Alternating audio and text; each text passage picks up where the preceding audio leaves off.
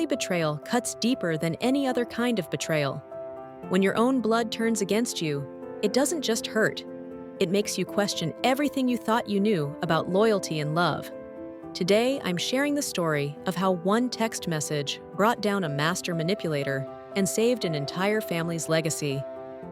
I'm Madison Clark, author of Served Cold: 20 Stories of Perfect Revenge. And this story about Michael and his brother Thomas will make your blood boil, then show you exactly how justice prevailed. Michael's father was dying of cancer. Thomas, the older brother, had been handling their father's medical appointments and finances. Seemed normal, right? What Michael didn't know was that Thomas had been systematically manipulating their father's will, power of attorney documents, and even his medication schedule to keep him confused and compliant. The inheritance that should have been split equally between 3 children was being funneled entirely to Thomas. But here's the kicker.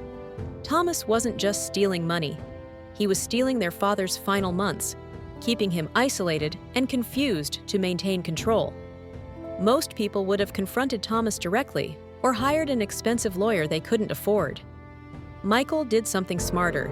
He started documenting everything, but he needed proof of manipulation. The breakthrough came from an unexpected source, a nurse named Patricia, who had been caring for their father. Patricia had noticed the medication irregularities and the suspicious visitor restrictions. She'd been keeping her own notes because something felt wrong. When Michael approached her carefully and professionally, she revealed months of observations about Thomas's controlling behavior. Here's where Michael got clever. Instead of accusing Thomas outright, he suggested a family meeting to discuss Dad's care.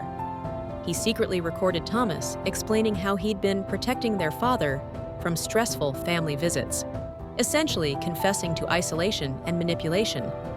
But the coup de grace was a text message Thomas sent to his wife, thinking his father was asleep. The message read, "The old man signed another document today."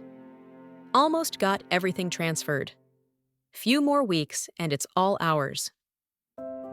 That single text message, combined with Patricia's testimony and the recorded confession, was enough to reverse the fraudulent documents and restore the original will. Thomas lost everything: the money, his father's trust, and his relationship with the entire family. Their father lived his final 3 months surrounded by family who actually cared about him, not just his bank account. Thomas? He's facing elder abuse charges and a civil lawsuit. This story teaches something crucial that most people miss about family betrayal. You can't fight manipulation with emotion. You fight it with evidence and patience. The protagonists in my book, Served Cold, understand this principle perfectly,